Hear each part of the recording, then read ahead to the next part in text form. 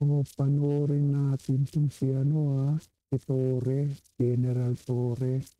Ang tawag sa kanya, Diwata. Kapatid kaya ni Diwata to?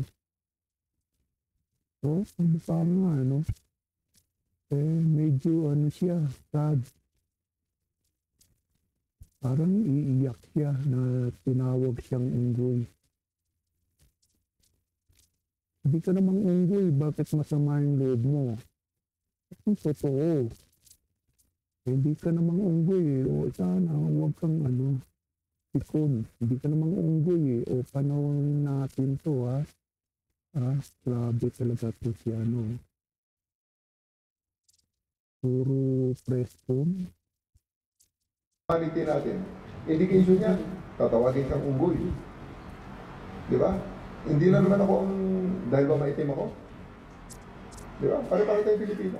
Marami.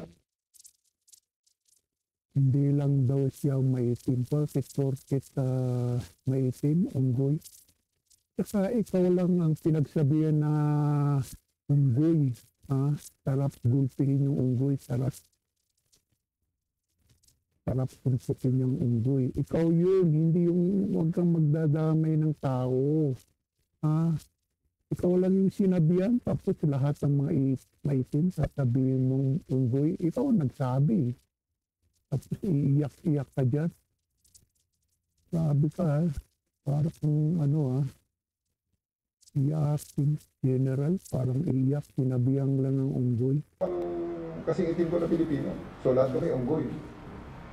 Yun ang medyo pinapalagan ko talaga. So, iiyak na yan, sinabihan ng unggoy. Buti nga unggoy, kung sinabihan ka ng gorilya, di mas matindi yung gorilya. Diba? So, huwag ka nang umiyak. Hindi naman totoong unggoy ka. Maliban lang, unggoy ka talaga. Diba? Huwag kang ganyan, huwag kang pikon. Hindi ka naman unggoy. Dahil nawawala ang humanity ng ating mga kababayan. Hindi po pwede yan. Hindi porke ikaw ay nasa puder, pwede mong gawin ang gusto mong gawin ng pambubuli sa mga mas maliliit sa iyo. Hindi po pwede yan. Okay? So, again, we stood up to the bully ran away. Yun lang yun. And this is not the first time that the bully ran away. Lahat naman ng bullies ganyan naman May mga bullies yan na pag tinanong na nga, pinaupo mo na at tinanong mo na ng diretso, ito ba ginawa mo? I-deny na.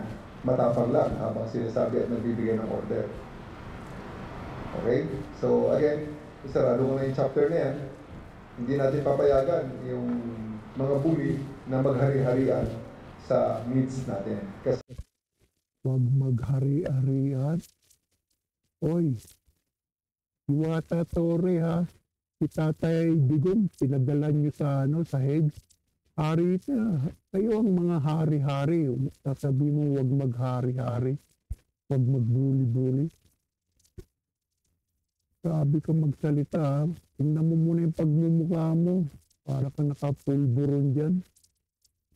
Magkapagsalita, puro ka presscon. Kupal ka talaga. Tapos ngayon, iyak-iyak ka. Sinabihan kang unggoy. Buti nga, unggoy lang, hindi gorilya. Tanggapin mo kung unggoy ka. Ayan, papikon ka. Hindi ka naman unggoy. Huwag kang dyan, huwag kang pikon, Tapos mautak ka talaga, Alam mong si Basti, aalis ng linggo. Kasi, nagpaalam kay Remulla. Alam yan. Pinilit mo lang lumaban ng linggo, Kapal mo talaga, Paano hindi mo kaya talaga si Baste ng harapan? Nakita mo ba yung si Baste? Halos 6 footer, bato-bato yung katawan. Tapos ikaw, kurang ka na, 55, 55 ka na, 55, gurang ka. Laki-laki pa ng tiyan mo. Tapos pumunto ka parang bakla. Sabi ka, mautak ka talaga, no? Linggo, talagang pinilit mong linggo, ha?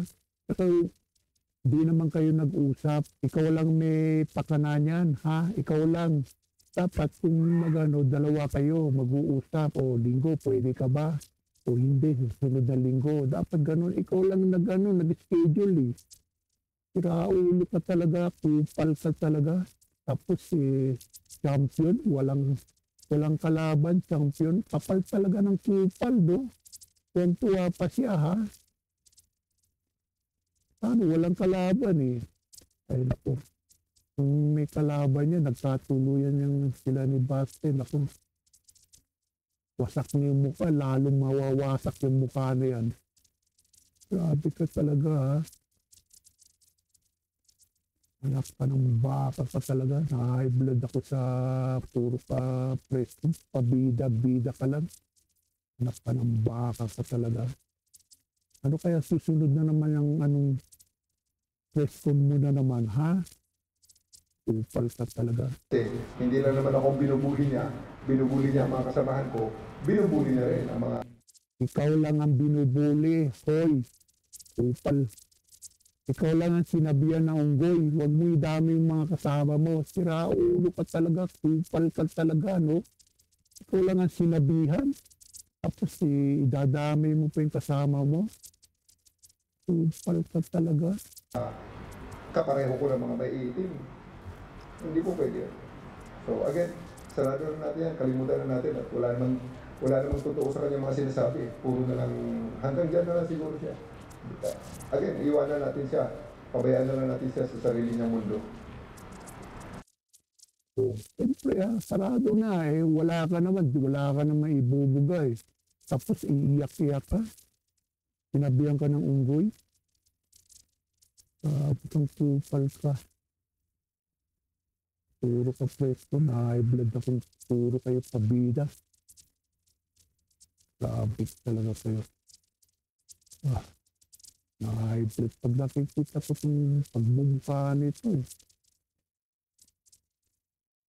Grabe talaga kayo. Harap na ko. Puro pabida. Oh. Babu.